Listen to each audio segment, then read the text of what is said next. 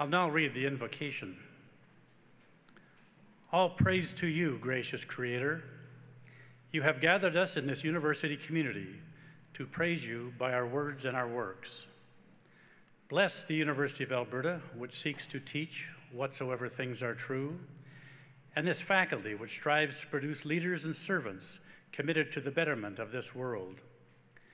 Bless the students and professors, the non-academic staff and support staff, the administration, and those who volunteer on the University Board of Governors, Senate, and Alumni Council, and all who promote sound education in our community. We ask that those who leave here today, blessed with their degrees, may be given grace and strength to lead and to serve in our global home. May we grow in wisdom and grace before you and all your people.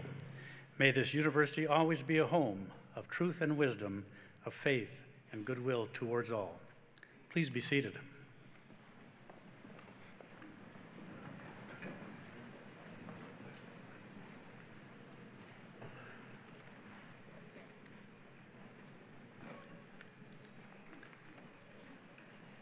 Welcome to the University of Alberta Augustana Convocation. My name is Ralph Young, and I have the privilege of serving as the Chancellor of this great university and representing the public interest in our great institution. On behalf of our entire university community, I'm honored to welcome you to this convocation. To begin, I wish to acknowledge and honor all Indigenous peoples, including the Inuit, Métis, and First Nations of Treaty 6, and to acknowledge the traditional lands on which we are gathered today. I also wish to acknowledge and honor the immigrants from many nations whose contributions have added to our rich heritage. Our university is blessed with a diverse and inclusive culture, which is built on the legacy of all those who have come before us. Today, we pledge to uphold that legacy as we continue to pursue whatsoever things are true.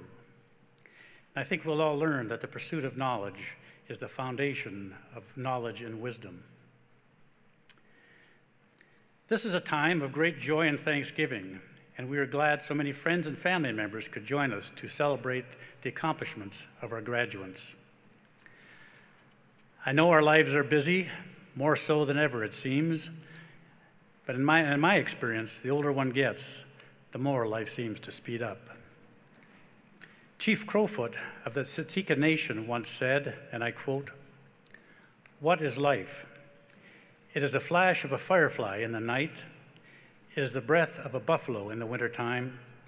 It is a little shadow that runs across the grass and loses itself in the sunset." So there is real value in slowing our pace and stopping once in a while to celebrate something truly important. Your graduation from the University of Alberta is such an occasion, and we are honored to share it with you. The tradition of convocation, a gathering together of all qualified degree holders in a university community, dates back almost 700 years to medieval times. Generations and generations of scholars have walked in your footsteps. Led by the Marshal, today's formal procession originates in the procession of the Guild of Teachers.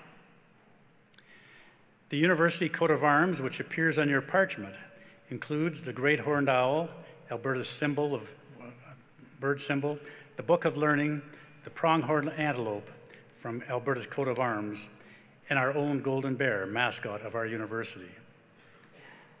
Our university motto, Que Comque Vera, Latin for whatsoever things are true, is at its foundation.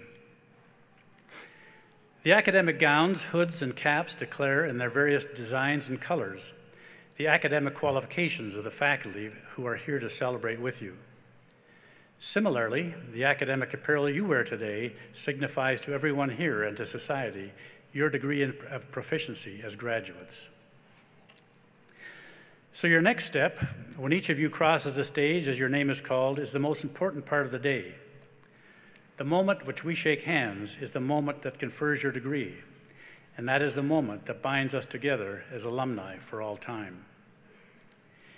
In a moment, you become both the present and the future of the University of Alberta. All of us here today, your family and friends, are witness to that promise.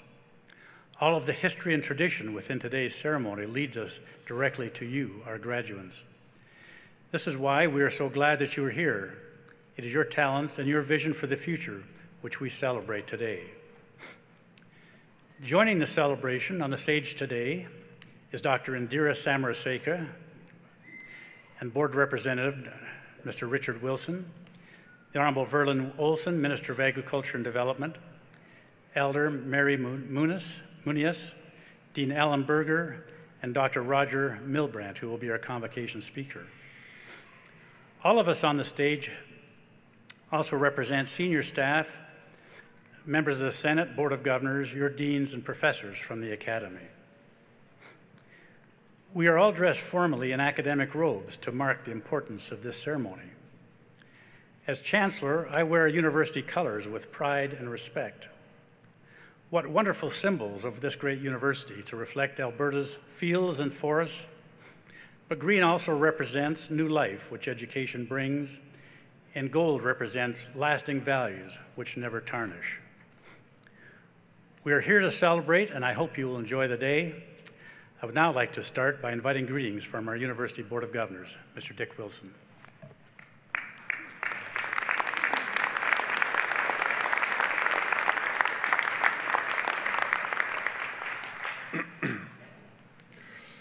Eminent Chancellor, Mr. Ralph Young, President Dr. Indira Samarasekera, distinguished guests, graduates, families, and friends. I'm honored to be here today to bring greetings on behalf of the Board of Governors of the University. Convocation is a special time when the entire university community gathers to celebrate your tremendous achievements. Indeed, we have much to celebrate, but today we especially gathered to celebrate you, the graduating class of 2014. You have achieved a level of excellence which will be forever recognized in your university degree, a University of Alberta degree. As representative of the Board of Governors, I want to assure you that the University of Alberta remains steadfast in its pursuit of being among the world's great public universities, and our Board of Governors stands united in its commitment to excellence across the entire institution. It is indeed an extraordinary time for the University of Alberta and our province. Your degree positions you to compete with the very best in the world. You are only limited by your own ambition and creativity, both of which I know you have in abundance. In short, graduates, you are our pride and joy, and I know you will bring great honor to our institution as you work to solve the many challenges currently facing our cities, province, and indeed the global community. The Board of Governors salutes you today, and we hope this ceremony will be remembered as a highlight in a full and satisfying career. Remain ambitious and remain creative in your pursuits. Congratulations to you and your families, and our very best wishes in all your future endeavors. It is now my privilege to introduce the Honorable Verlin Olson, Minister of Agriculture and Rural Development and MLA for Wetaskiwin and Camrose.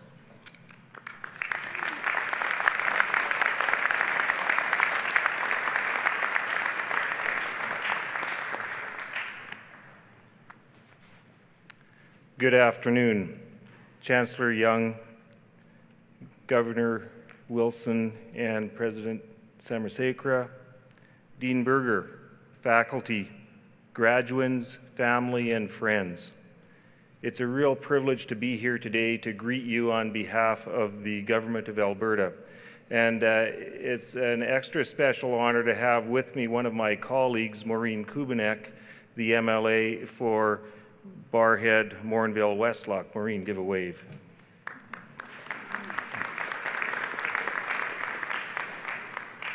You know, the best thing for us about this event is getting a ringside seat as the graduates come across the stage beaming and so pleased with this achievement that you have all reached. And it's a real privilege to get to watch that, but it's also really neat to get to see your families, your parents, grandparents, family, and friends in the crowd. This is a place full of energy, full of optimism, and we're very pleased to be part of it. I was also very excited when I looked at the program because I realized that the Convocation Address is being given by my old English prof, Roger Milbrandt. I was a student here from 1972 to 1975, and if you look at the little bio of Roger in the program, it says that, I believe it says he came in 1973.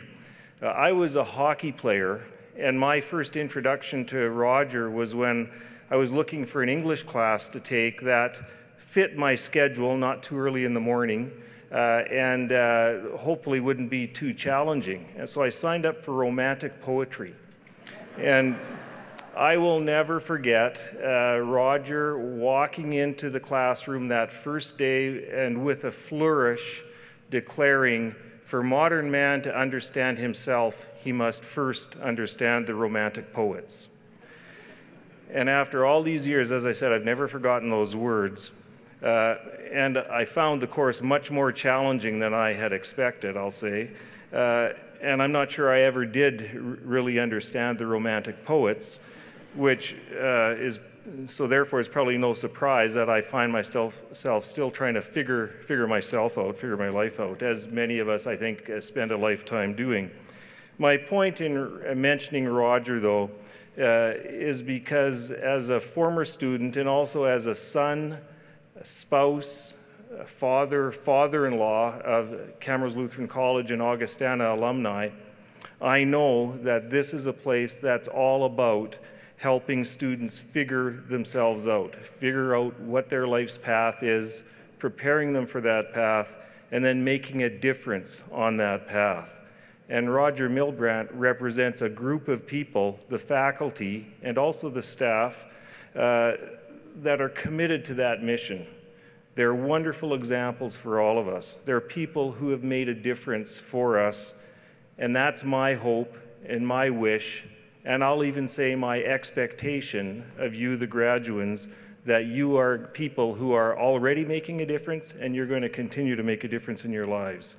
And I want to encourage you to embrace, without reservation, the opportunities that await you. They may not always be obvious, and they may not always be easy to find, but they're there. You're graduating from a unique and special faculty of a world-class university in a province and a country full of opportunity, brimming with opportunity. No one is better positioned than you to make a positive difference to the people around you in your life, no matter what you end up doing and no matter where you end up living. So on behalf of Premier Hancock and all of my colleagues with our caucus, I want to wish you happiness, success, and fulfillment. And I also say that on behalf of proud Albertans.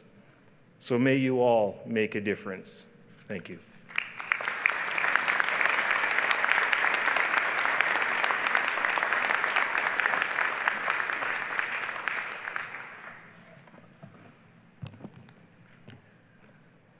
Class of 2014, congratulations to you all.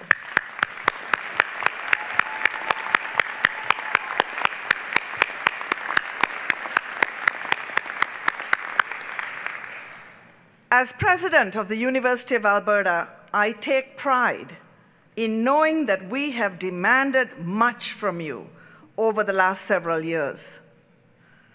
Our emphasis on excellence means that your professors have done their best to test your limits, pushed you to do more than you often thought was possible, asked you to pursue tough questions and tackle difficult problems.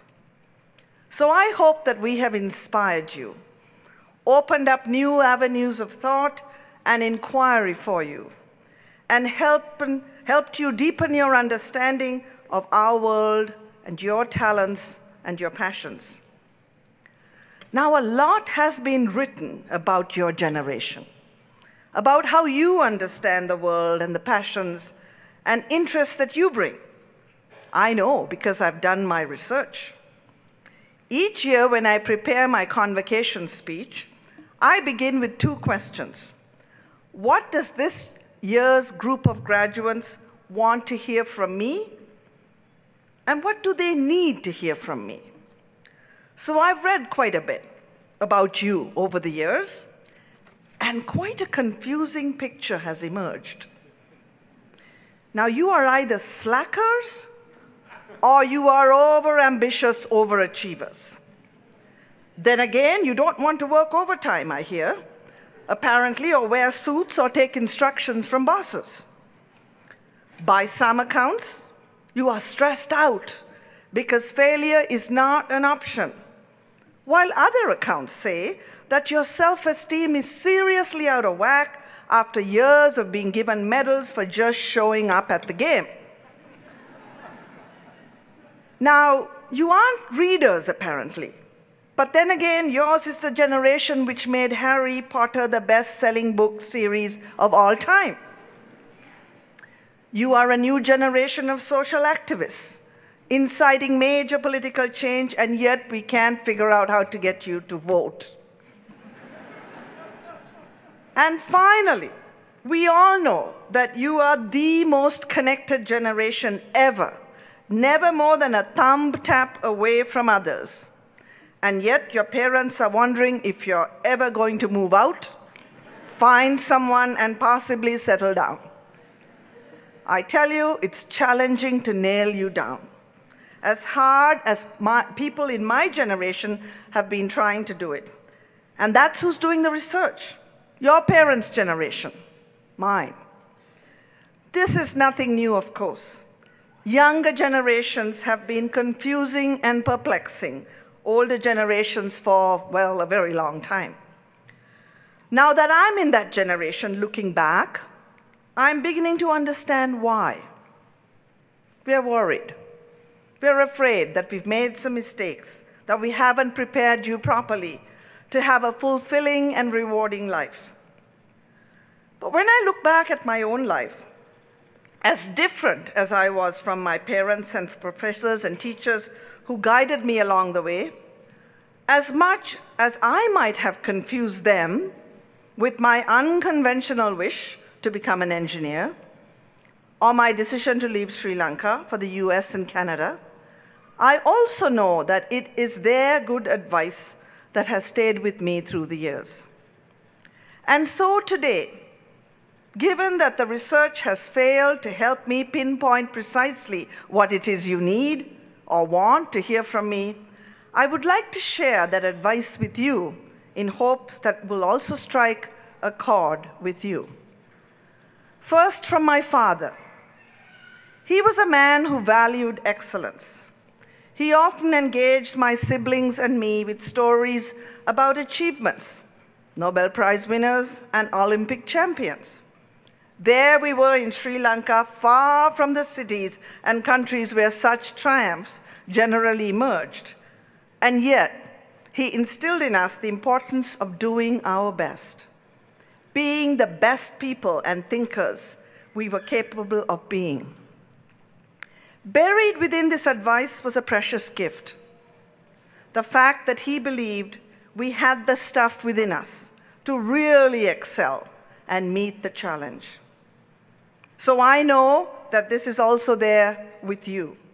As I said at the beginning of my speech, a U of A degree is demanding. We've pushed you and you've risen to the test. The second piece of advice comes from my graduate supervisor, Keith Bremacombe, who actually grew up in Rosalind, Alberta, not far from here. He was a tremendously wise and kind man. There was a period in my academic career when my first child was born, when things were not going that well, and I was toying with giving it up for something else, something less demanding. Not on your life, he told me. You have the talent to make a real contribution, and you have a duty, a duty to use that talent well. I remember his words like he said it yesterday. What a gift that was. Not to be told I had talents, which of course was nice. The real insight in his words was his reminder that a life well lived is a rewarding life, and that it requires that you do not squander your opportunity to add to society, to improve things, and to make a difference. Each one of you has talents, and along with them knowledge, skills, and experiences that you are obligated to use well in the service of others. That's what the U of A's first president, Henry Marshall Torrey, meant when he said that a university education is for uplifting the whole people. The third piece of advice I want to share with you is my own. Release your imagination and be creative in all that you do. Now, you may or may not know, but I'm a big fan of Dr. Seuss. Few other authors, in my view, capture the value of imagination and creativity as fully as he did. And he did it using a host of words and situations that make no sense at all. What did he teach us? When it's raining outside and a cat in a hat knocks on the door, don't be afraid, don't be a fish and say no, no, no. Instead, embrace the chaos, the mess, and the good fun that is funny. Experiment a little. See if you can balance on a ball, holding the cup and the milk, the cake and some books, a rake and a ship. In other words, be creative. Take risks. Yes, they can be messy. Yes, they can go seriously wrong. But what's the alternative? Sitting by your window, passively watching the world go by? The one thing that I am certain about your generation is this: you must be adaptable, imaginative, and creative. The world faces significant challenges. Bring original, fresh thinking to these problems and take the risks needed to solve them. We've done our best to give you the knowledge, the tools, and skills that are currently available, but they will just be your starting point. We need you to be the best you can possibly be. We need you to develop the talents, your talents, and use them well. And we need you to imagine and then create a world that is healthier, cleaner, more peaceful, and prosperous. You are about to enter the family of U of A alumni, numbering more than 275,000. Each generation has built upon the example and foundation laid by the generation before. Look to your U of A family for inspiration and guidance. We will be there to guide you and push you forward and help you achieve what we have not yet achieved. Good luck, class of 2014, and my warmest congratulations to you all.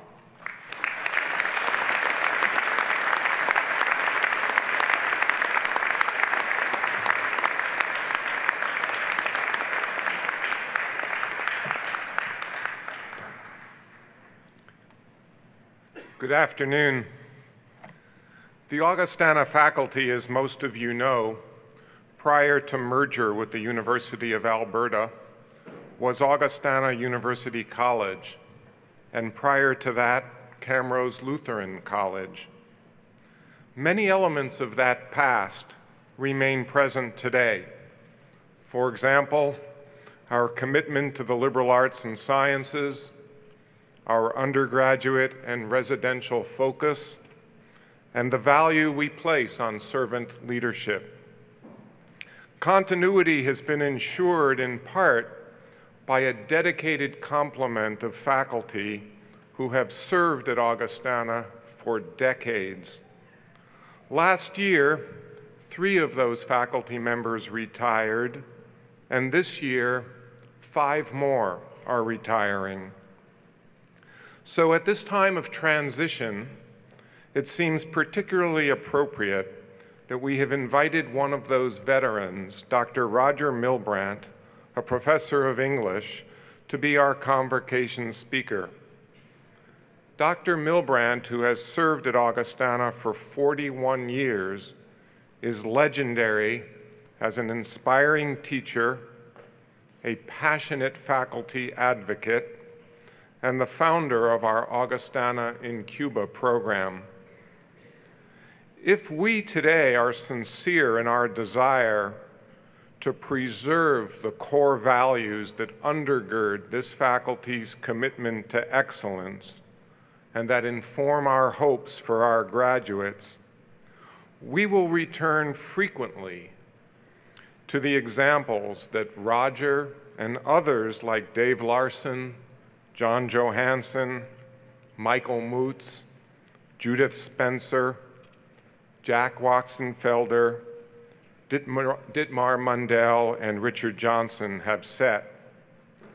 So with that in mind, it gives me great pleasure to introduce today's speaker, my friend, my colleague, Dr. Roger Milbrandt.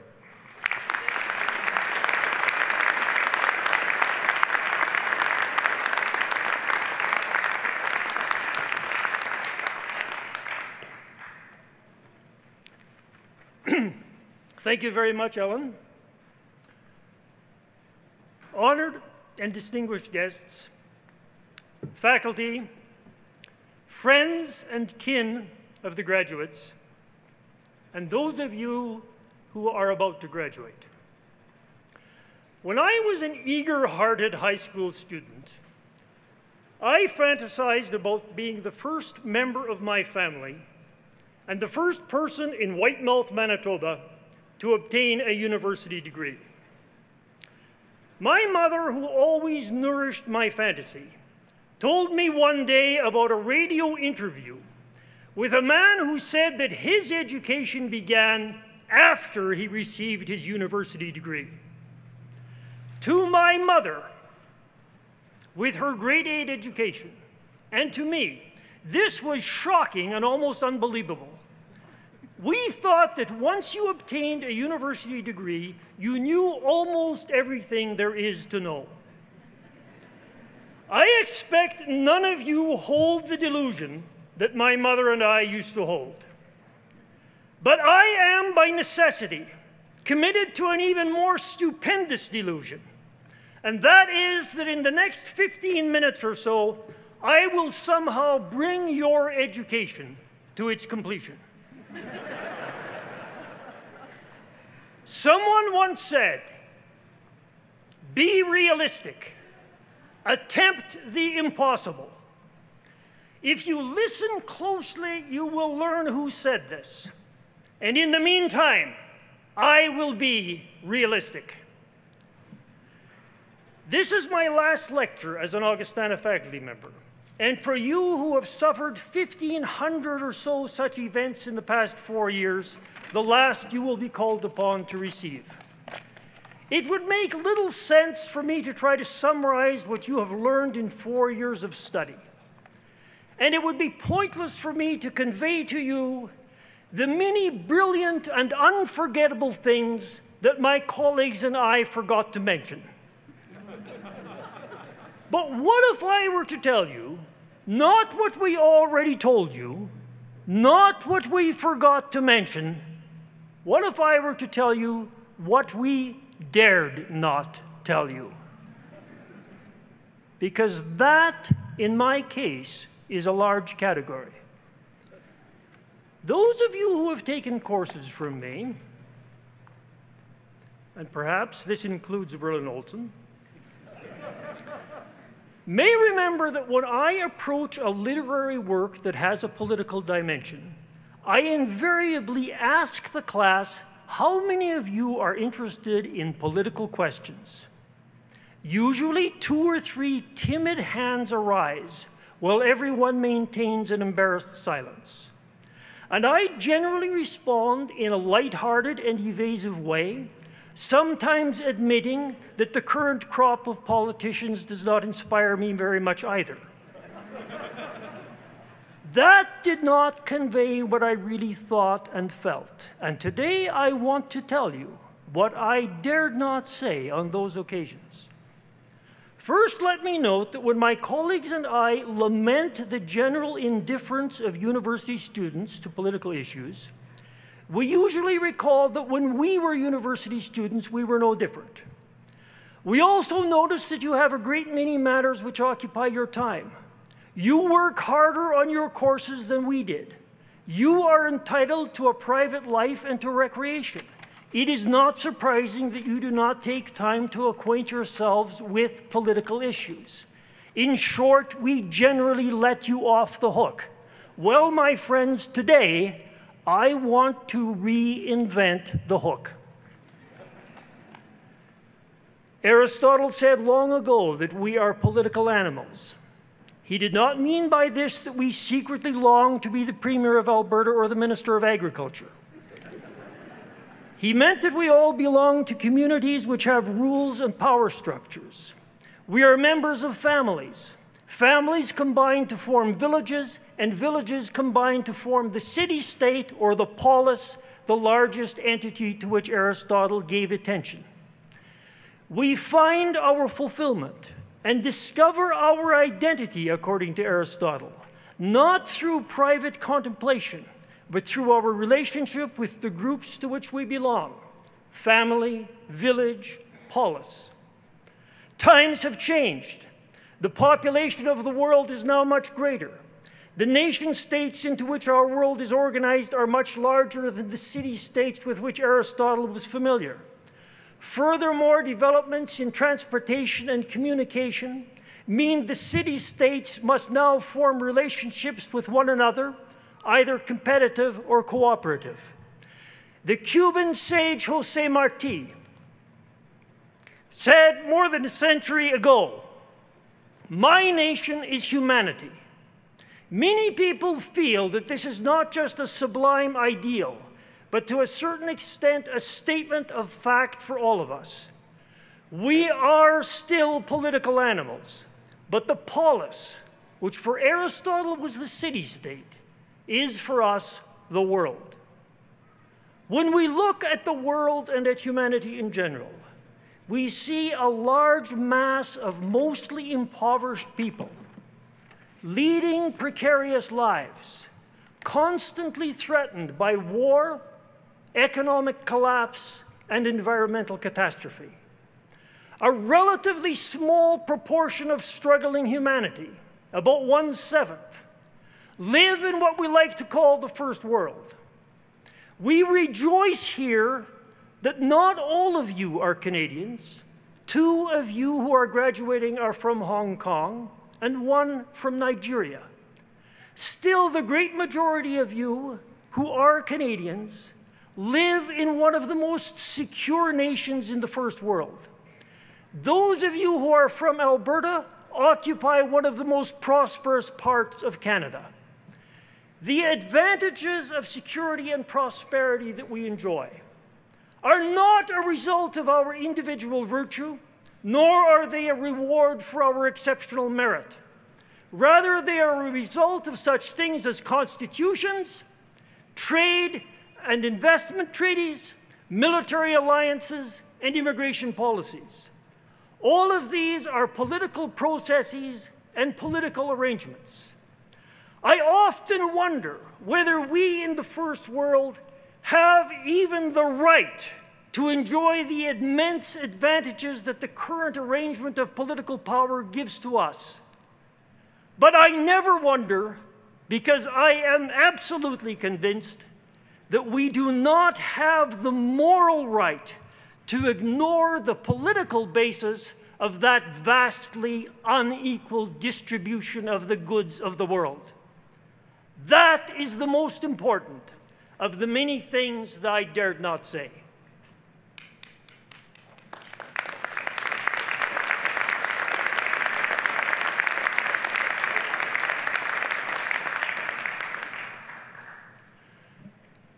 The same Aristotle who told us that we are political animals was perceptive enough to notice as well that we are sexual creatures. And let this bring my thought to its completion. If you are not interested in sex, That does not make you more virtuous than the rest of us. It makes you other than human.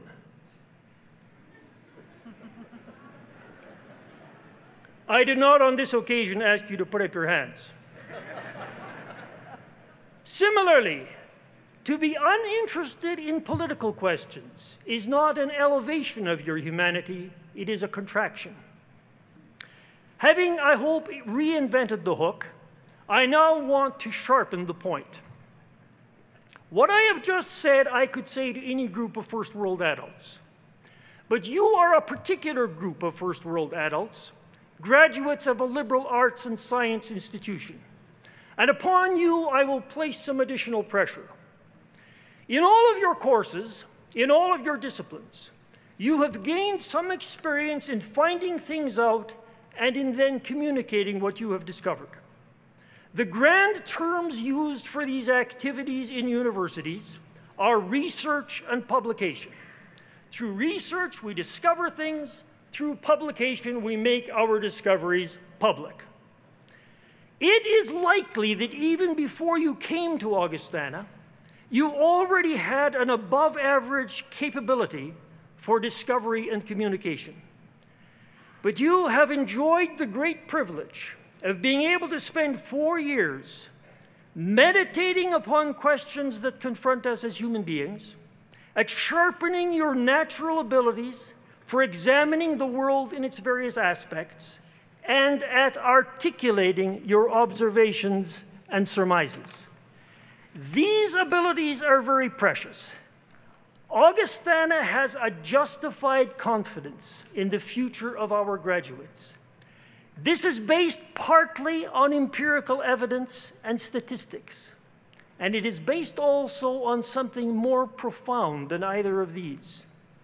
We know that no matter how the world changes, no matter how dramatically future technological developments alter the conditions of our lives, the ability to draw reasonable conclusions on the basis of a judicious collection and examination of evidence, and to then communicate these conclusions, we know that these abilities will never be obsolete, and that no matter how far you travel, you will not find a spot on the globe where those abilities are irrelevant. But this also imposes upon you a moral obligation. You may blush when I refer to you as leaders in the formation of public opinion. But the fact is that although people might sneer at educated people, calling them eggheads who know more and more about less and less, the fact remains that education is valued and respected. All of you, in at least a modest way, will influence the way others think, and it is possible, even likely, that some of you will someday exert a substantial influence. If people in general do not have a moral right to be indifferent to political questions, then those of you with a liberal education have, in my judgment, an additional responsibility, and that is the responsibility to be informed. Whatsoever things are true is an excellent motto, both for a university and for a citizen. If you take an interest in political issues, as I have advised, and if you become well informed, you will certainly develop political opinions and will likely develop what might be called a political philosophy or a political ideology. Some of you are probably thinking that it would be logical for me at this point to now tell you what political ideology you should adopt. Others of you, especially my left-wing friends, are likely saying to yourselves, I hope to God he's not crazy enough to present them with a political ideology.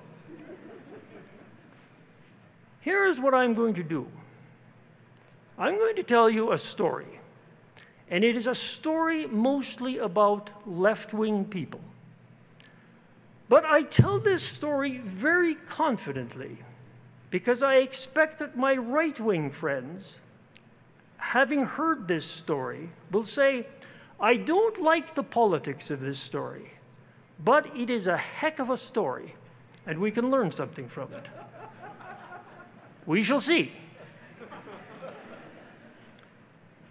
I should note that it is a very simple story, but perhaps I have been influenced by years of reading your final examinations, and I will pad the story heavily.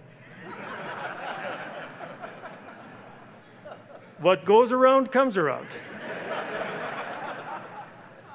Those of you who have been in my office, and those of you who have been in my home, may have noticed that you do not travel very far in premises that I occupy without finding a portrait of Che Guevara. Che Guevara, as many of you know, was an Argentinian physician. He is famous for his central participation as a guerrilla leader in the Cuban Revolution, which came to power in January of 1959. Later, after being part of the Cuban government for a few years, Guevara went on to pursue other revolutions, first in what was then called the Congo, and later in Bolivia, where he was captured and killed in 1967. Here are a couple of things about Guevara which are not generally known. His first serious girlfriend was a Peruvian woman named Hilda Gadea. She said that as she got to know Che, she was astounded that so attractive a person could also be so widely read and so deep a thinker without ever having gone to Augustana. She didn't say that last part. She said she was amazed that so attractive a person could be so widely read and so deeply thought. The French philosopher Jean-Paul Sartre met Guevara in the early 60s and pronounced him the most complete human being of his time. I've always had an idea that I know why Sartre made that bold pronouncement. Che was a genuine intellectual, widely read and deeply thought, as I mentioned, but also a fine writer. However, unlike most intellectuals, Che was absolutely committed to carrying his ideals into practice at whatever cost, even the ultimate cost of his life, which he paid. Guevara studied medicine at the University of Buenos Aires, anticipating a career in medical research. But he took a year off from his studies to treat himself to an adventure, a motorcycle tour of Latin America. As he toured Latin America with a friend who was also a medical student, he observed the impoverished masses there, and it occurred to him, for he was from a rich family, that no medical discovery would ever benefit the unfortunate impoverished of Latin America because they could not afford the cost of medical services.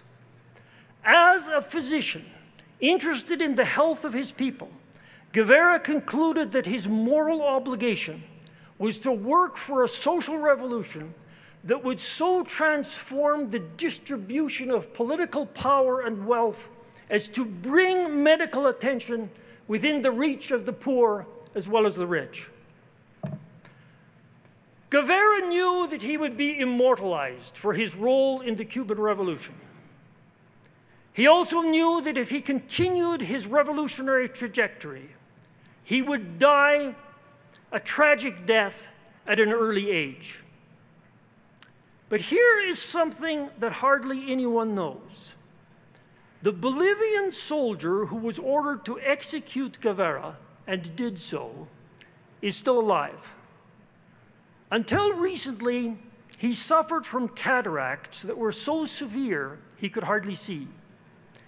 He and his family did not have enough money to defray the prohibitive cost of cataract surgery. But the surgery was performed, and performed successfully, by a surgeon from Cuba. The surgeon was part of a program called Operation Miracle, jointly sponsored by Venezuela and Cuba, a program that has carried out successful cataract surgery for more than 1.5 million impoverished Latin Americans who could not otherwise have had access to that procedure.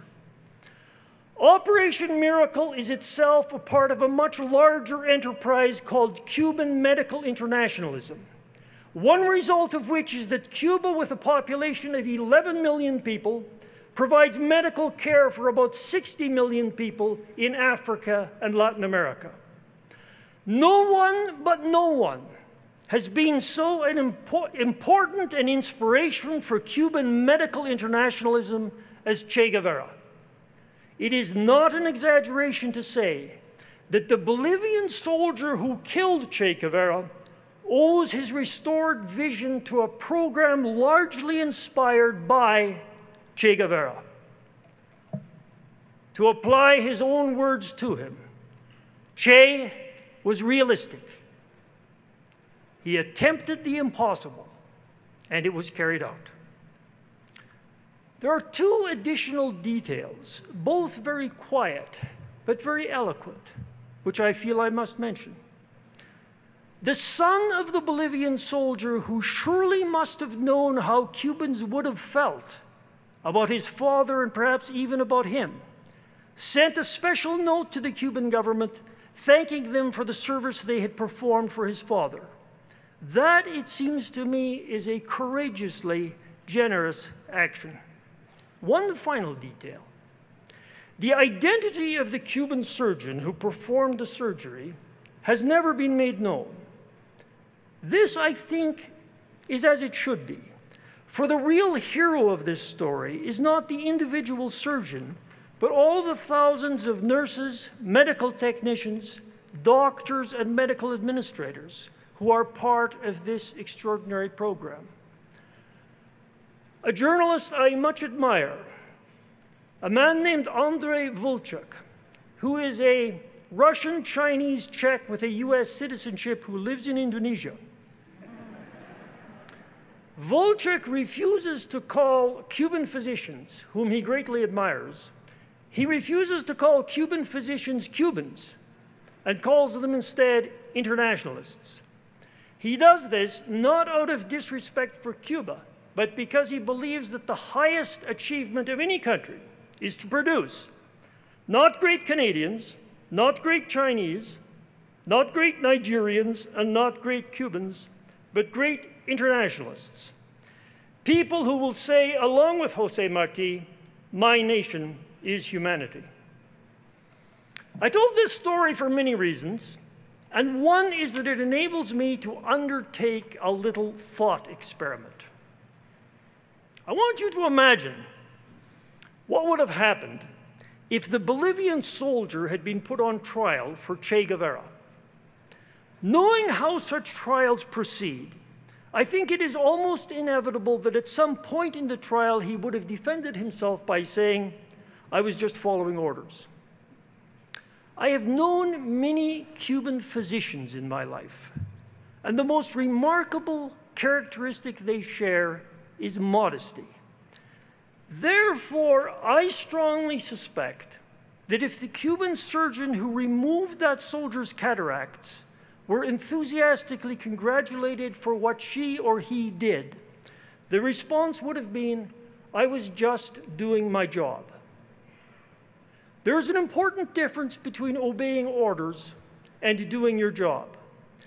When you obey orders, you submit to an authority which is external and always somewhat arbitrary. When you do your job, you are doing what your community has enabled you to do well, and what, in doing well, serves the community. I hope that in your futures, you will be able to spend much more time doing your job than at obeying orders.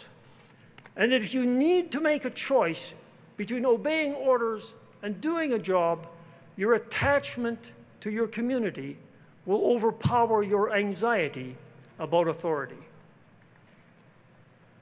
I am under orders to stop talking soon. But I will do my job to the extent of expressing one final thought. Augustana's first Cuba program was held at a university in Havana named Enrique Varona.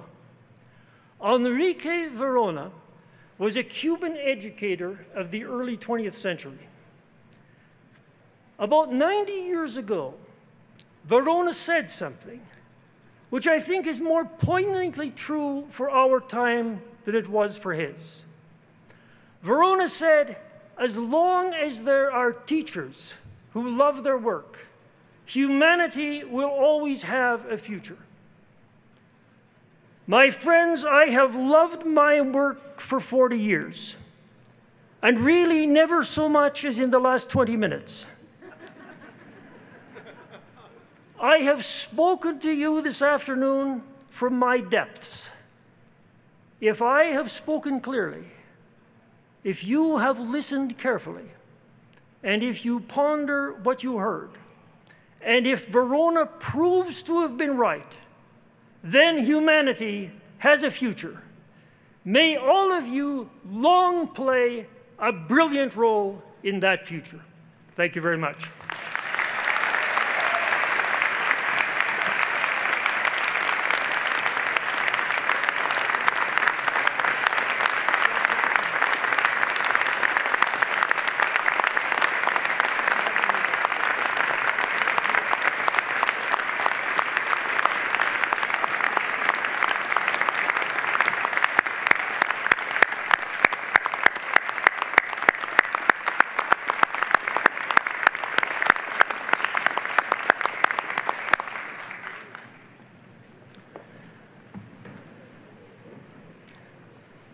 Roger, thank you for that brilliant address about all the things that you couldn't say.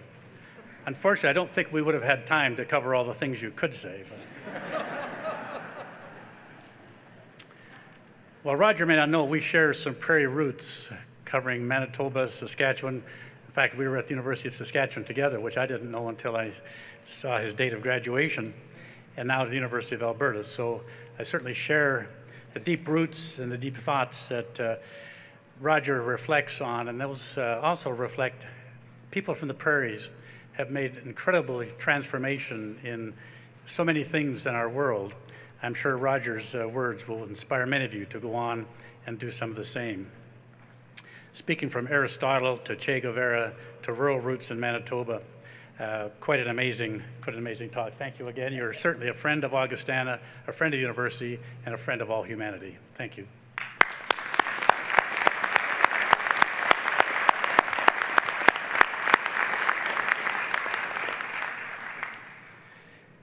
And now, graduates, it's your turn.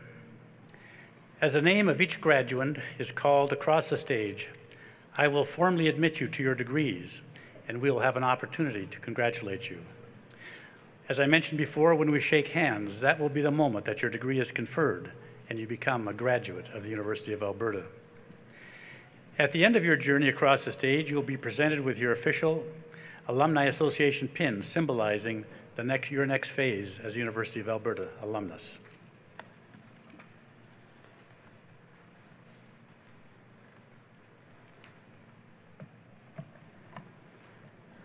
Would the candidates please rise?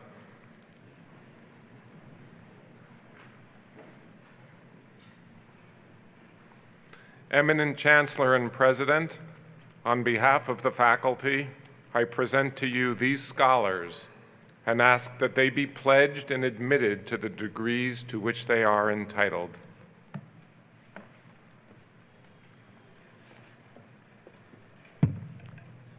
Do you promise faithfully to observe and loyally to maintain the statutes, customs, privileges, and liberties of this, your university?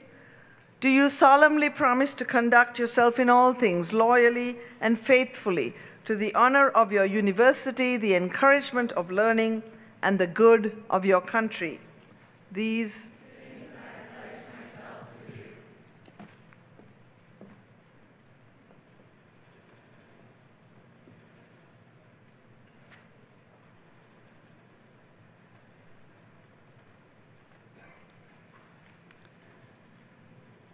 By virtue of the authority vested in me by the legislature of this province, and with the consent of this university, I admit you to the degrees to which you are entitled and invest you with all the powers, rights, and privileges pertaining to such degrees. I charge you to use them with the uplifting of the whole people, to inspire the human spirit, and for all who believe, to serve your God, and to pursue more steadfastly whatsoever things are true.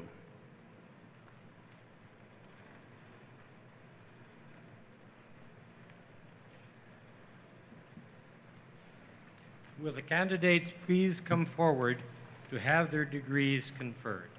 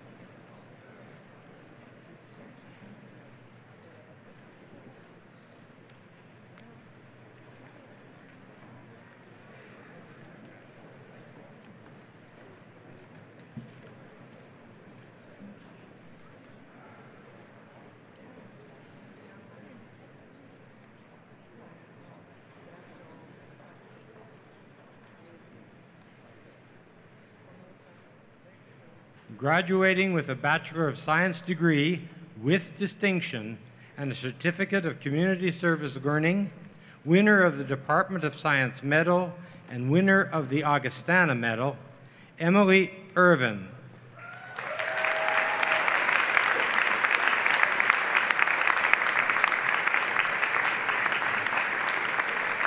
This award will be presented by the President.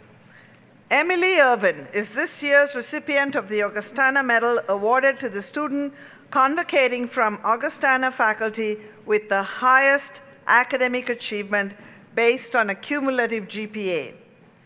Emily is convocating today with a Bachelor of Science in Chemistry, and she has received countless awards that recognize her outstanding accomplishments along the way. Emily is this year's first place research winner at the Western Canadian Undergraduate Chemistry Conference. She has also presented recently her research findings on carbohydrate-modified electrode surfaces at a competition in Saudi Arabia. In addition to her own studies, Emily has been dedicated to helping other students succeed by tutoring at the university's Writing Center. Please join me in congratulating Emily. Well done.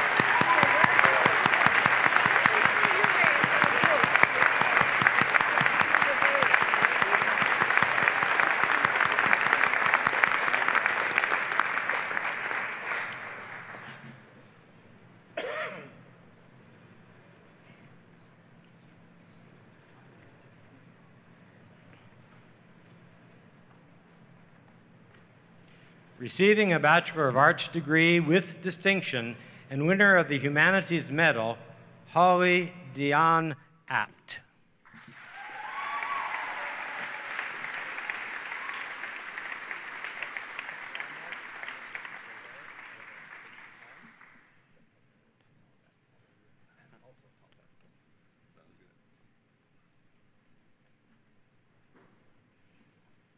Haley Nicole Ament.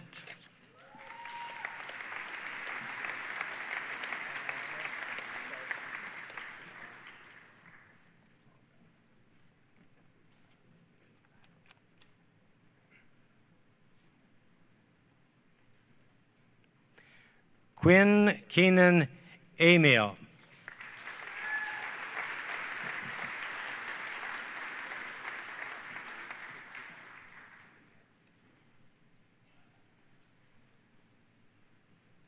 Dallas Nelson Barclay.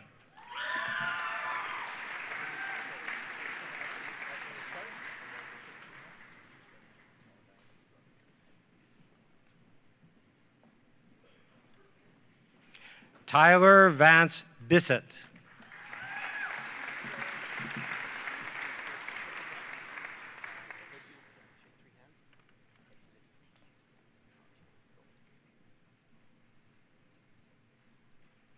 Receiving a Bachelor of Arts degree with distinction, a certificate in community mental health, and a certificate in community service learning, Larissa Haley Brasinski.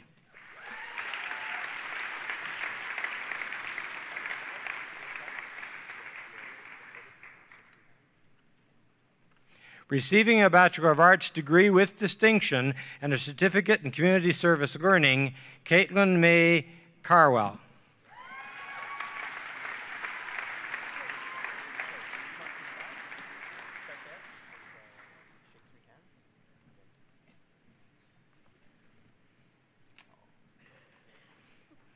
Kelly Roberta Connon.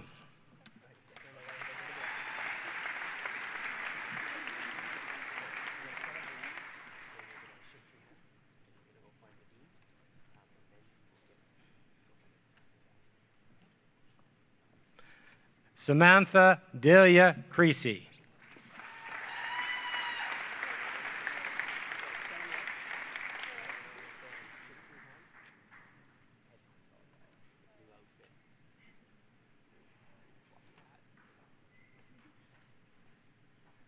Christine Lydia Degner.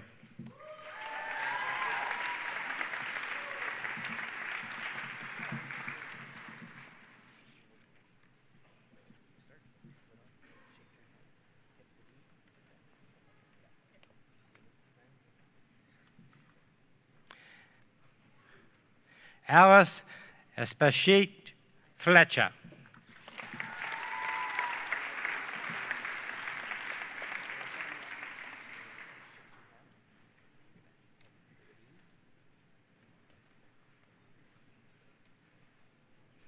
Kaylee Christine Forson.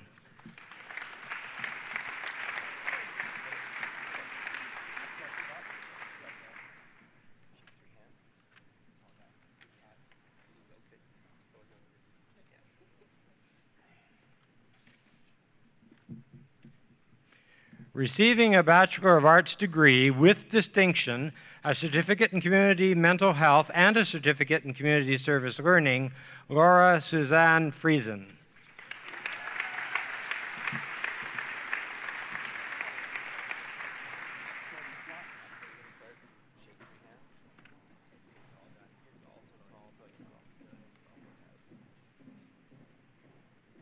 Samara Lynn Froland.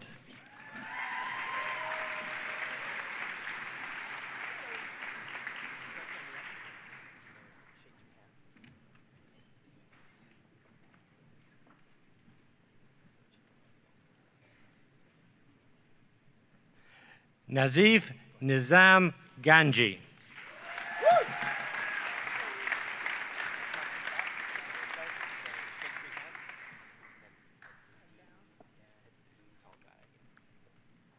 Receiving a Bachelor of Arts degree with distinction and a certificate in writing studies, Jessica Alice Gouvier.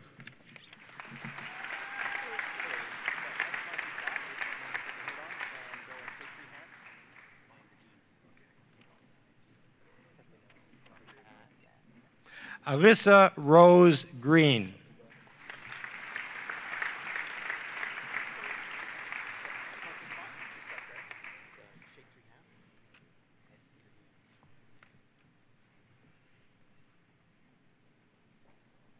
Andrew David Greenidge.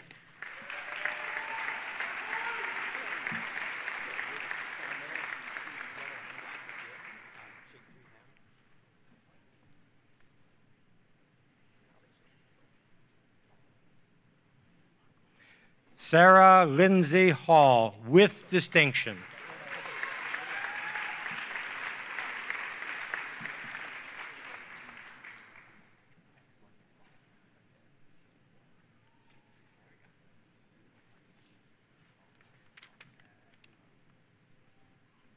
Misha Maria Hauk, with distinction.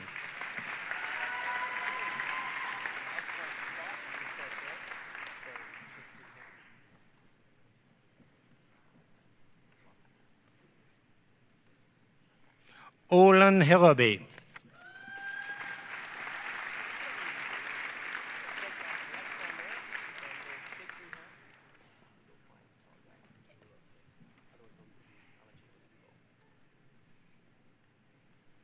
Courtney Ann Ronick.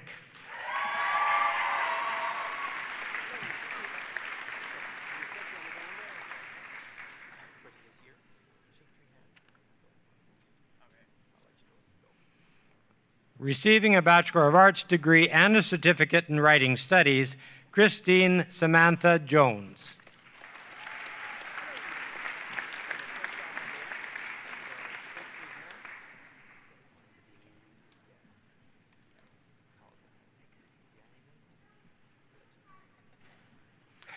Travis Alexander Kersrake.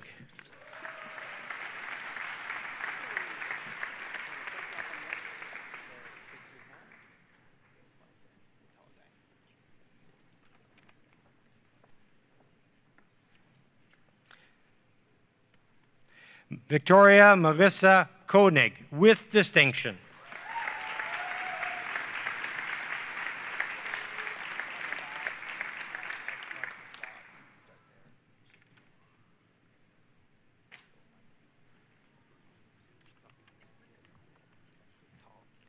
Carrie Marie Kubinek, with distinction.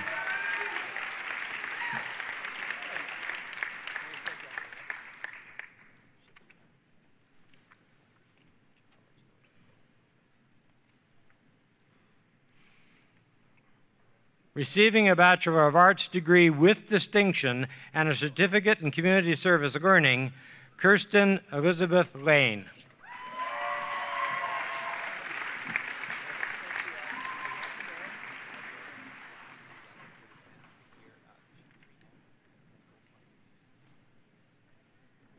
Nathan Michael Lehman.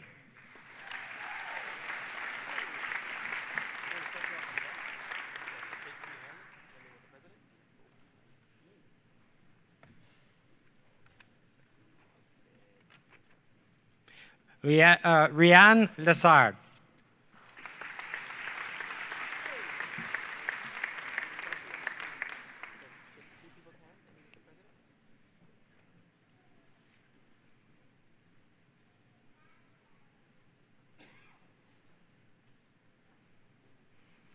Receiving a Bachelor of Arts degree with distinction and a certificate in community mental health, Ashley Michelle Lindholm.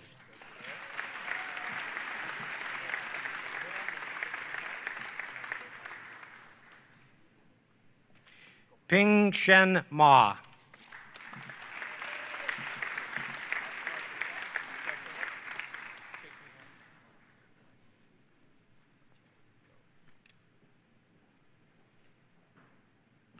Keely Idana McCullough.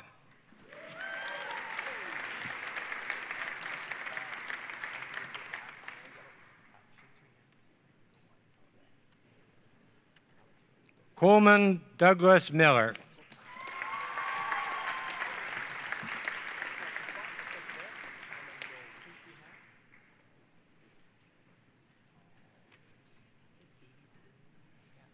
Spencer Jordan Moore.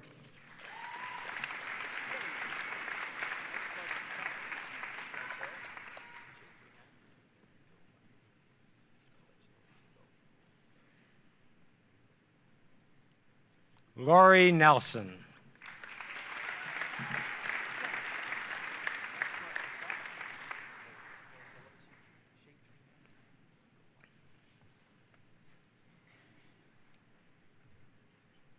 Jonathan Edward Neufeld.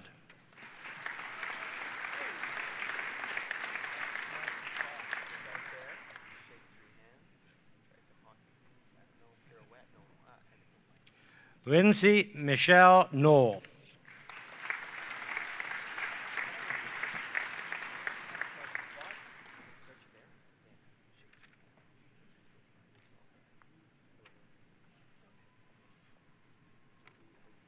Dean Thomas Prippick, with distinction.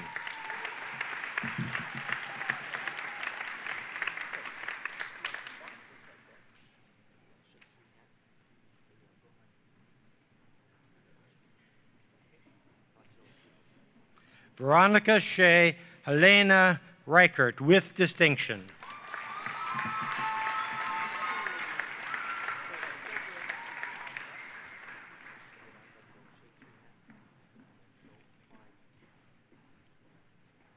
Cassandra Reinhardt.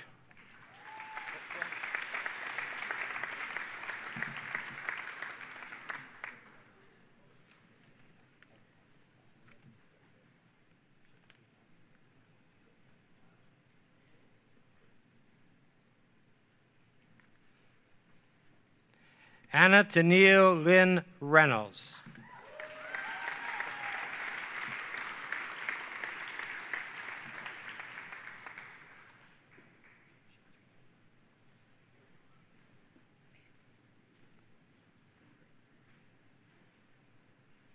Connor Sean William Richard with distinction.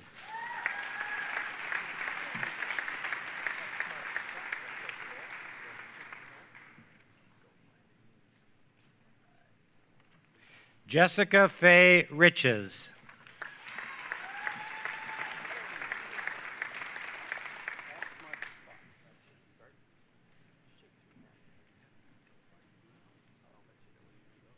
Kayla Danielle Rogers.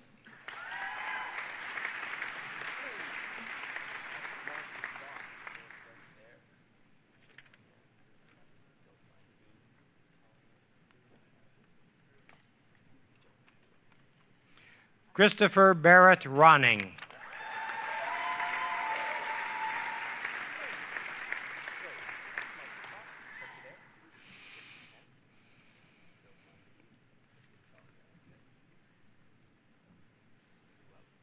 Janelle Elaine Sahlstrom.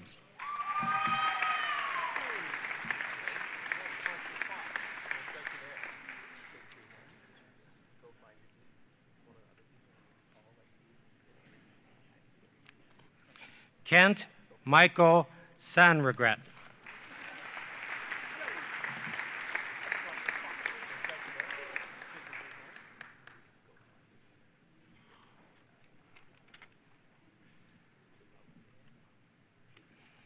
Adam Christopher Schwabe with distinction.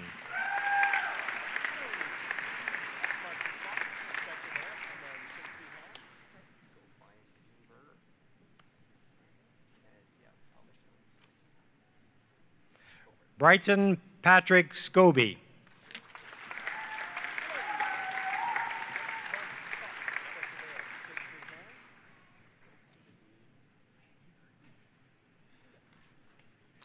Danielle Ashley Sane.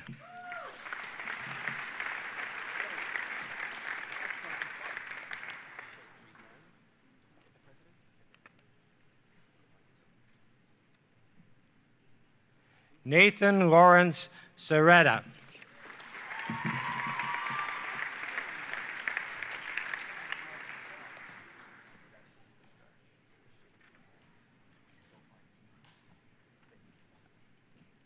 Lindsay Nicole Siemens with distinction.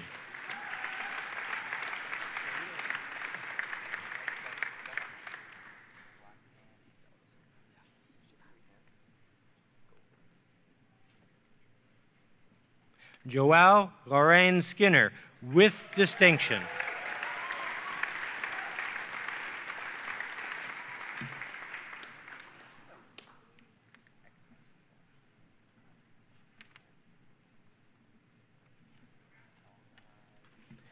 Jonathan Christopher Skinner with distinction.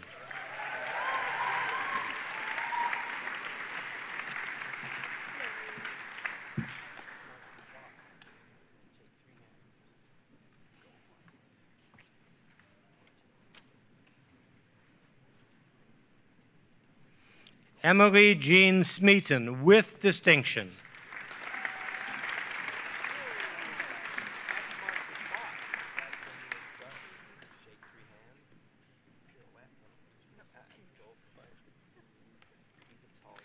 Alicia Marie Summer.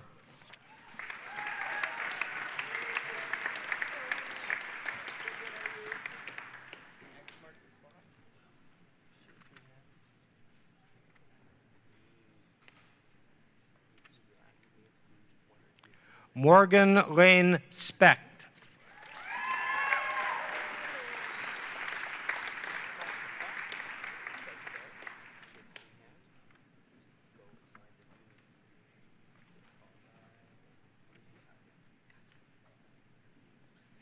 Sherry Ann Stanford.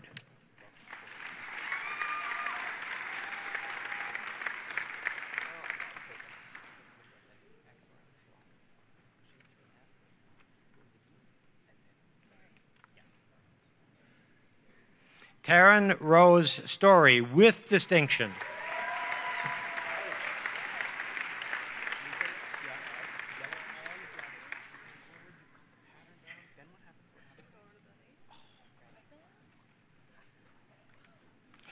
Kelsey Sutherland.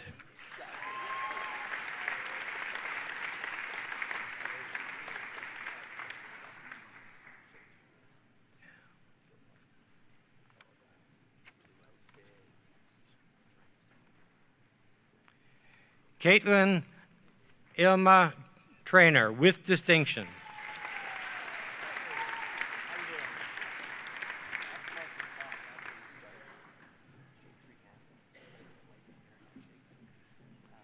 David Harrison Tribble.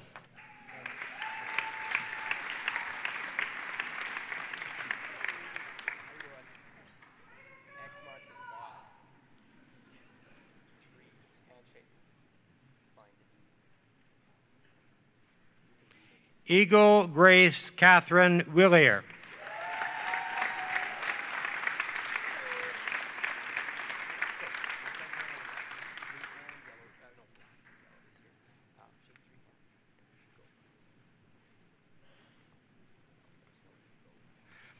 Graduating with a Bachelor of Science degree with distinction and a certificate in community service learning, Alicia Evelyn Andraszewski.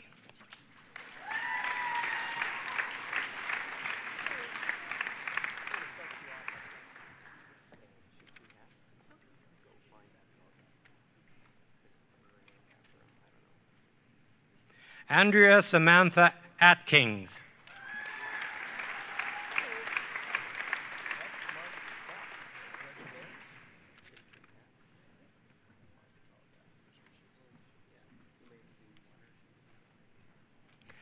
Linnea Marie Beresoff with distinction.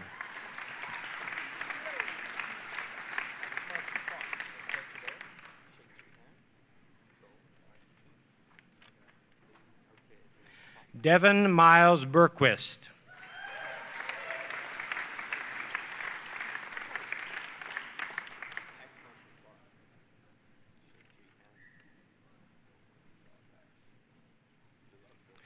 Calissa Ann Bleak with distinction.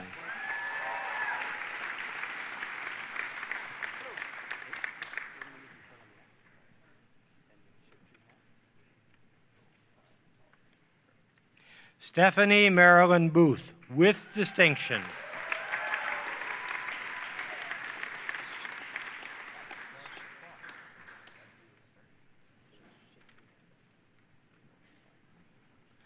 Zestian Warner Brown.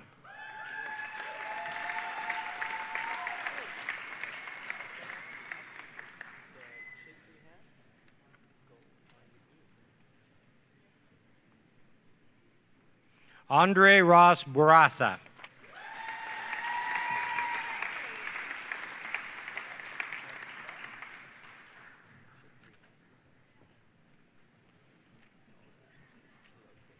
Arthur Chun Hong Choi.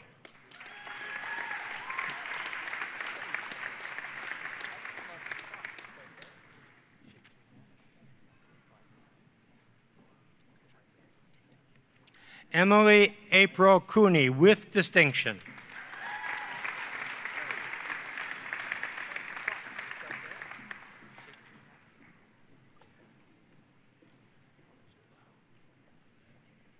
Brandon Francis Chrétien.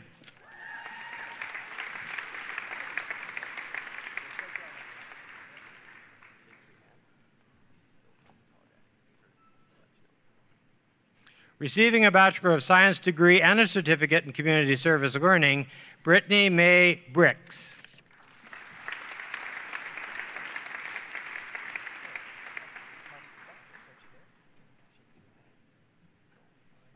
Jesse Ryan Erickson.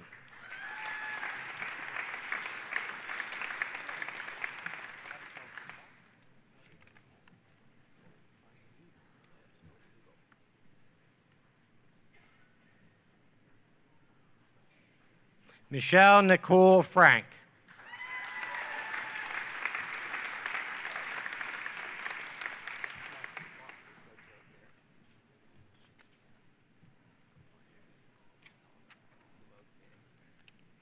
Peter Allen Franchuk.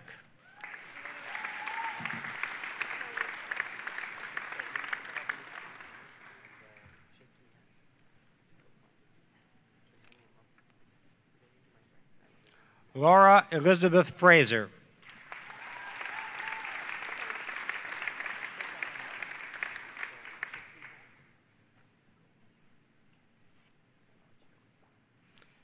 Caitlin Jean Harney with distinction.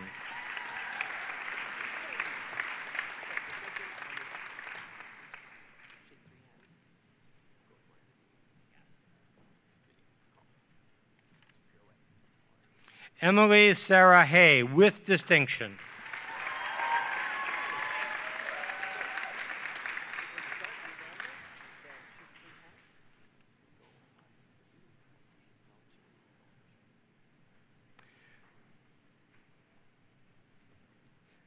Rochelle Donna Orr with distinction.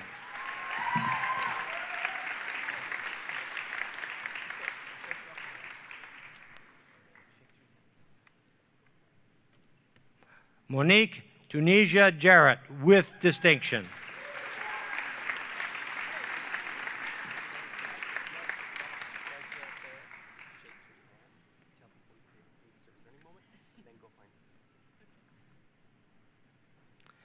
Anthony Johnston.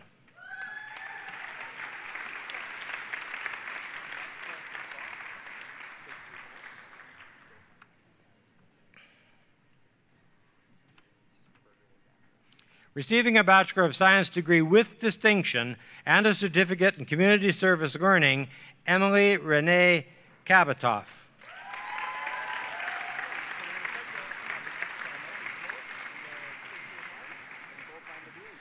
Fanny Maud Kempf.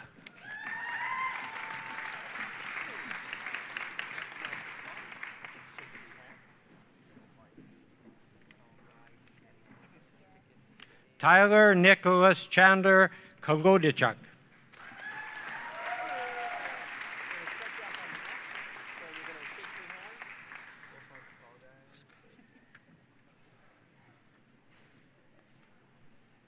Catherine Ann Gaskoski with distinction.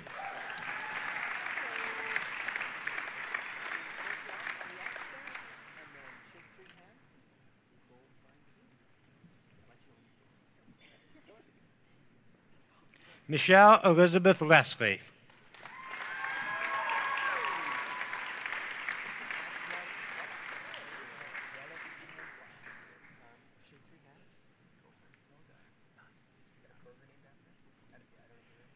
Shannon Yi Liu with distinction.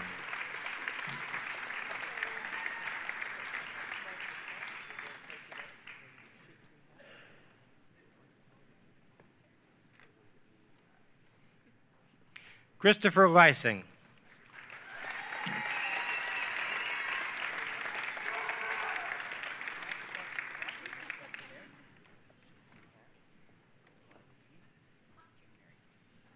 Jessica Dawn Marchand.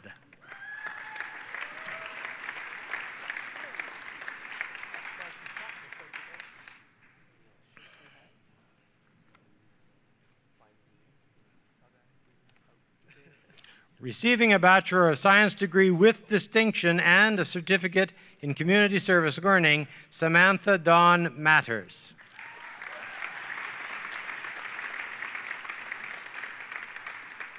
Landon David McLean.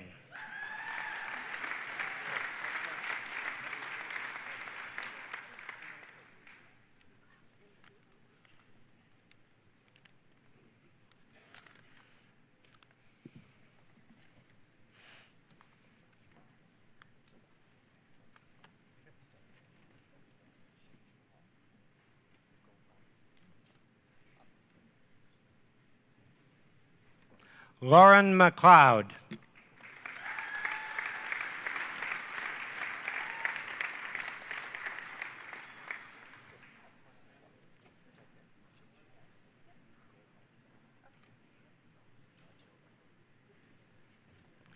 Gavin Dale Melcher.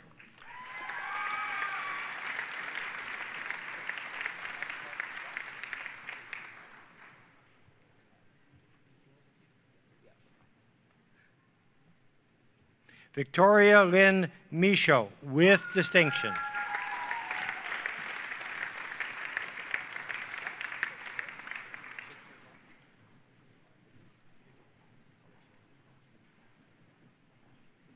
Tony Wynn, with distinction.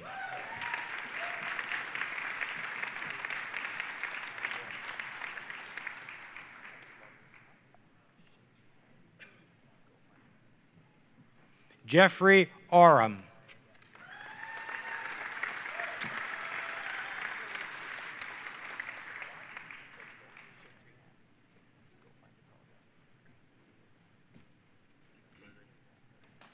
Receiving a Bachelor of Science degree with distinction and a certificate in community service learning, Colby Francis Peterson.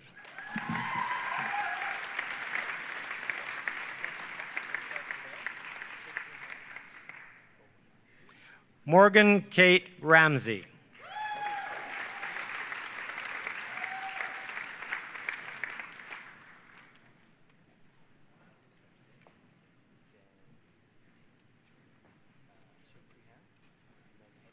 Mallory Jane Rentschler.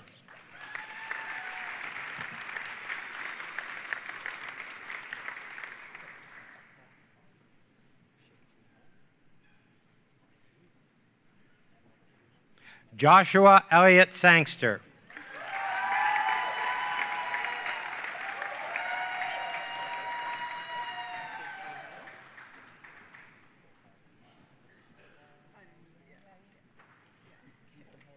Jessie Martha Louise Schmidt.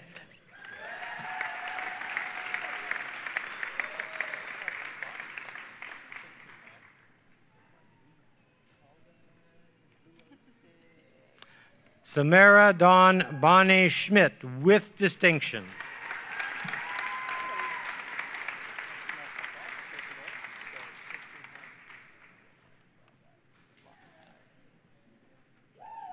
Carmen Schneider, with distinction.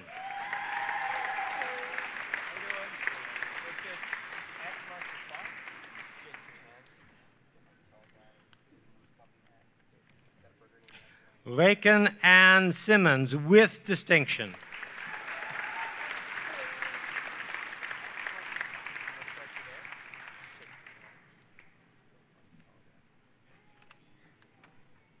Michael William Smook.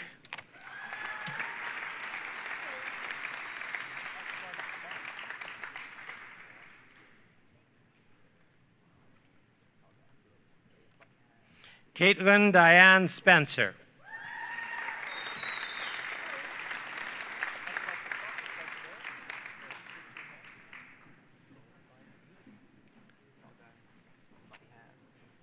Caitlin Danielle Stewart, with distinction.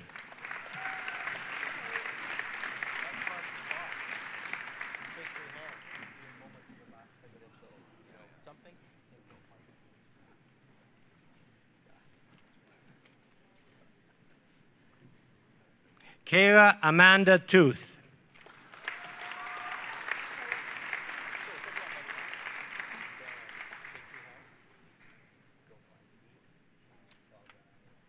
James Long Vi.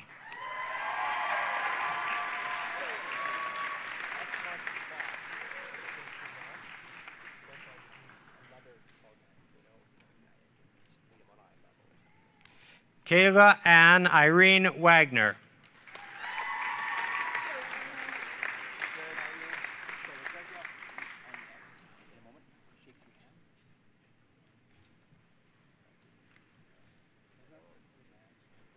Matthew Irvin Yoder.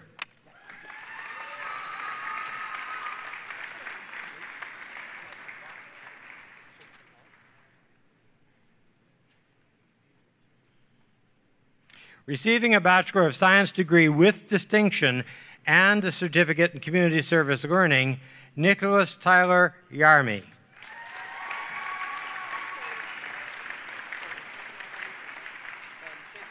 Wyatt Sterling Warawa, with distinction.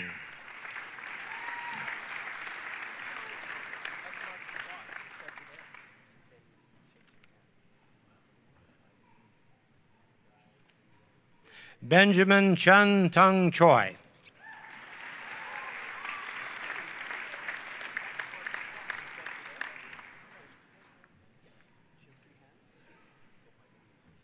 Graduating with a Bachelor of Management degree with distinction, Scott Coventry O'Coin.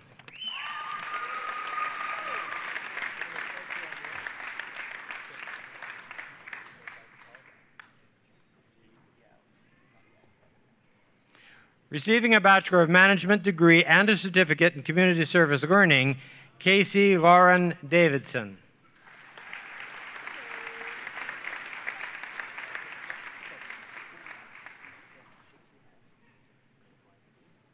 Sheldon Dimma.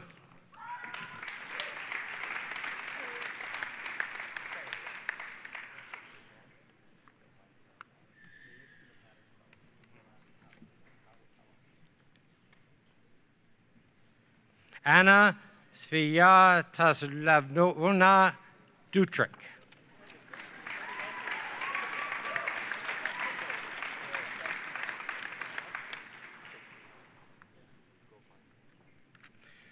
Winner of the Department of Social Sciences Medal, Brendan August Dezoba, with distinction.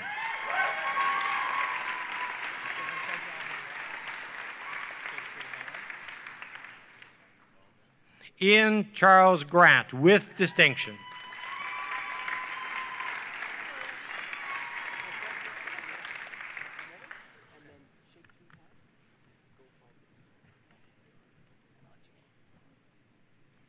Scott Gerald Kala, with distinction.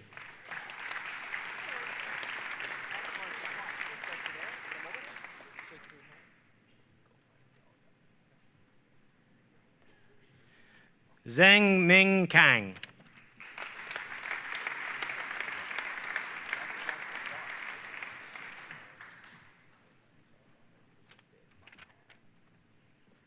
Matthew Thomas Elliott Lacusta.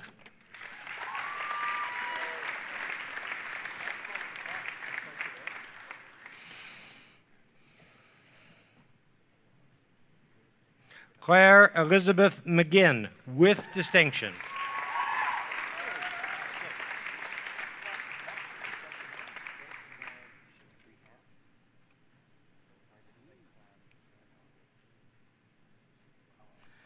Mackenzie Jonathan Niven Orr, with distinction.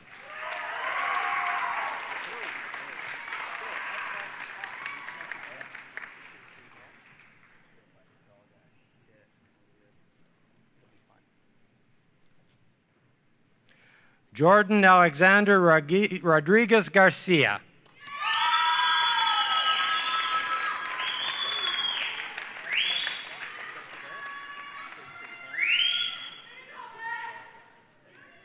Receiving a Bachelor of Management degree and a certificate in Community Service Learning, Jason Omer Rood.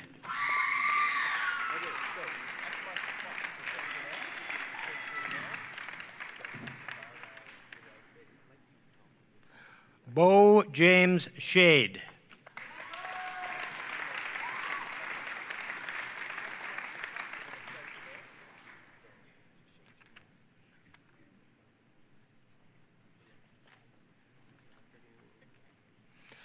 Ryan Sutherland.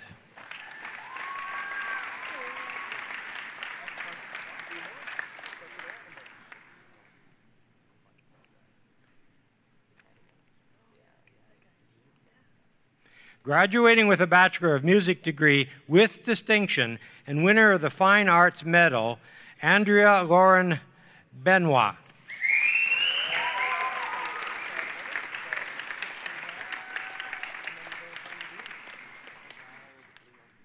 Julia Eva Ashley Bucher.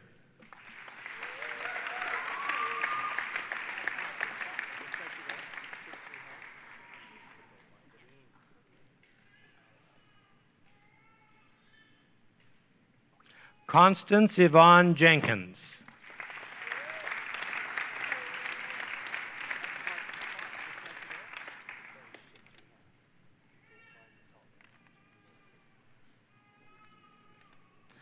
Alicia Dawn Madel.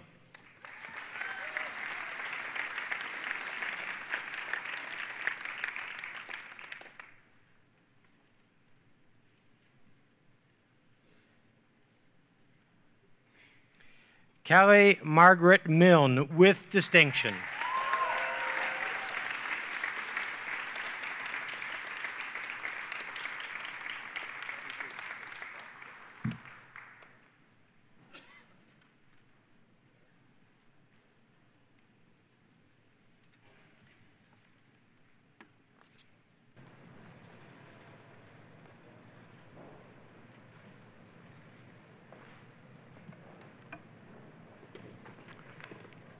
Eminent Chancellor, on behalf of the faculty, I present to you the remaining scholars whose names appear in the convocation program, but who are not in attendance.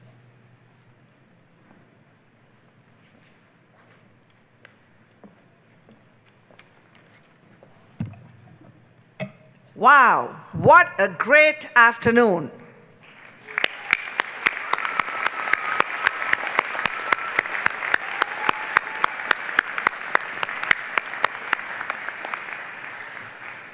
I think you'll agree with me that seeing all of the graduates come across the stage was really a proud moment.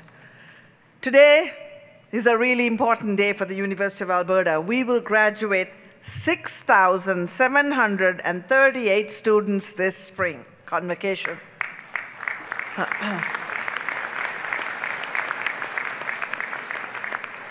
Graduates, you are now part of the University of Alberta family.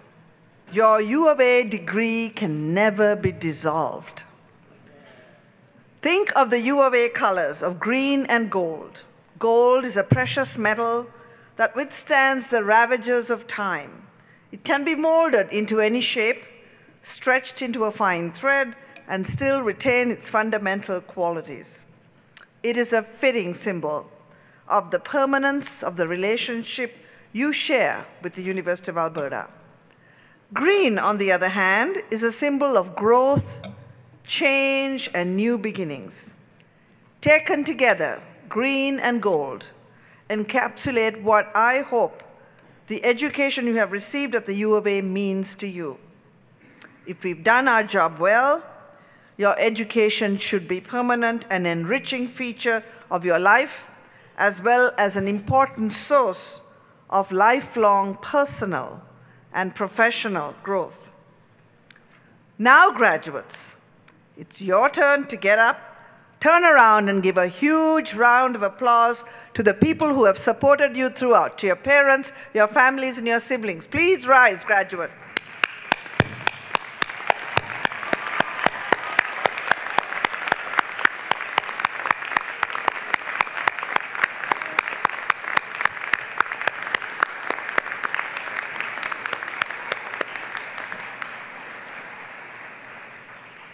Thank you all, and please be seated.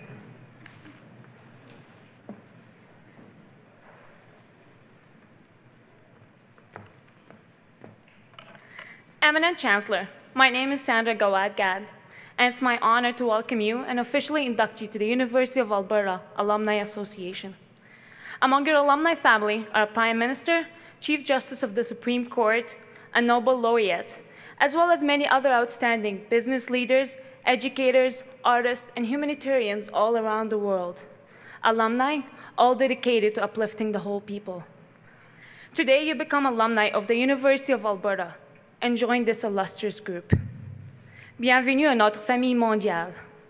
Graduates, would you please stand?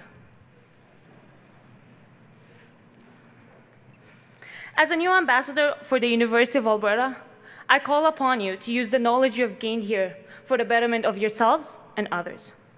I call upon you to maintain a lifelong connection with your university. As an alumnus of the University of Alberta, be proud of your degree and your fellow alumni. Nurture lifelong friendships cultivated on this campus. Celebrate our university's many successes and recommend it to others. Take part in the Alumni Association many events and activities. You're officially a lifetime member of a powerful worldwide network of friends and colleagues. On behalf of all alumni, I am very pleased to welcome you to the University of Alberta Alumni Association. Félicitations et bonne chance. Congratulations and best wishes in all your future endeavors. Please be seated. Thank you.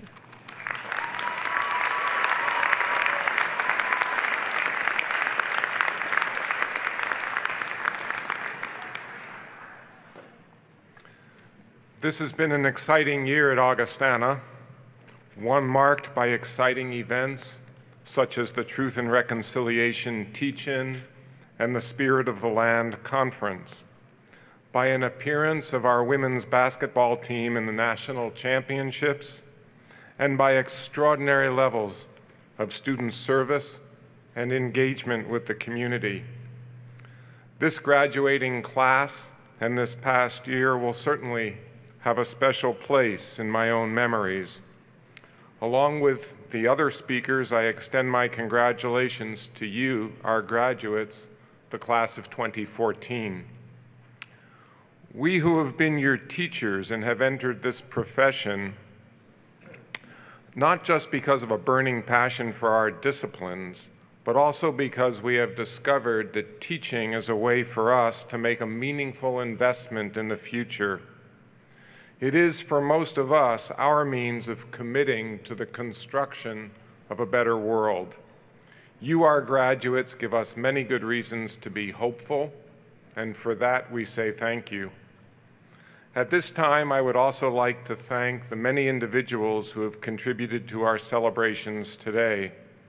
First, I would like to recognize the dignitaries here on the stage, including Chancellor Ralph Young, Board Chair Representative Richard Wilson, President Indira Samarasekera, University Registrar Lisa Collins, and the several representatives of the University Senate who have joined us this afternoon.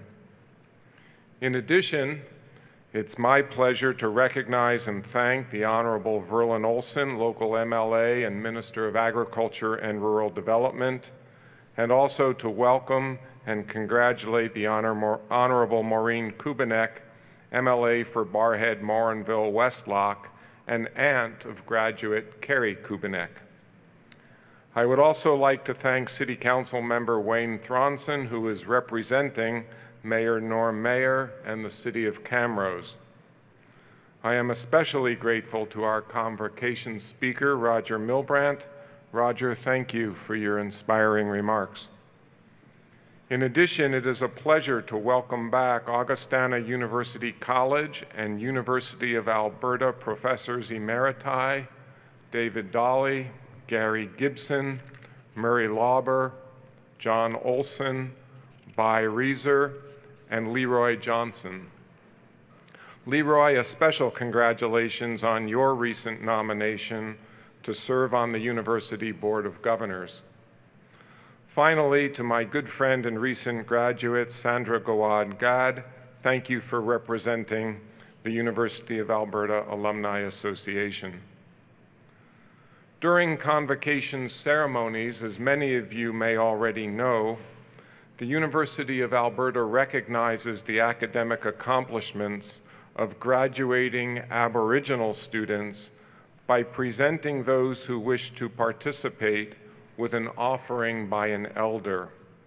We at Augustana adopted this practice in 2008. Since then, students at Augustana have elected to receive either an eagle feather or a Métis sash. Today's presentation was performed by Elder Mary Munias of the Louis Ball tribe in Musquecheese, with assistance from Petrus Sigelny, who directs the Augustana Aboriginal Student Center. Our grateful thanks to both of you. Finally, I would like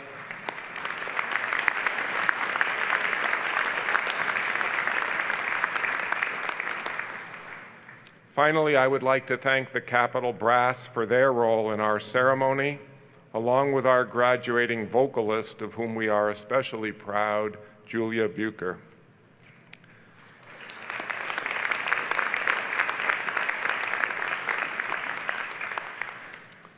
As we conclude today's ceremony, I would like to invite all of you to join our graduates as observers, and if you wish, as photographers, as we take a final group photograph of the graduating class.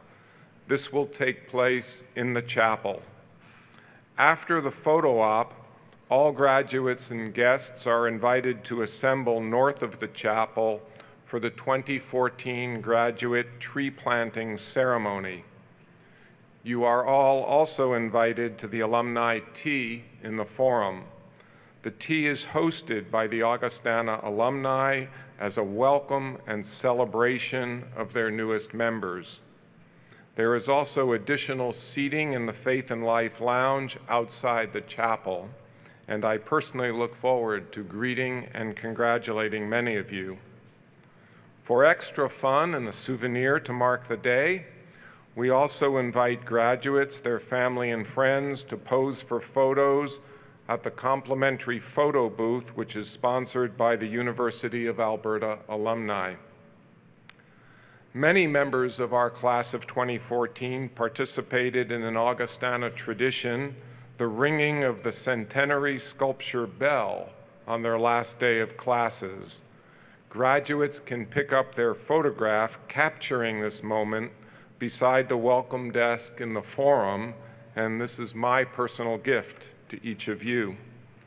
I thank all of our guests for your attendance today, and this officially closes today's convocation.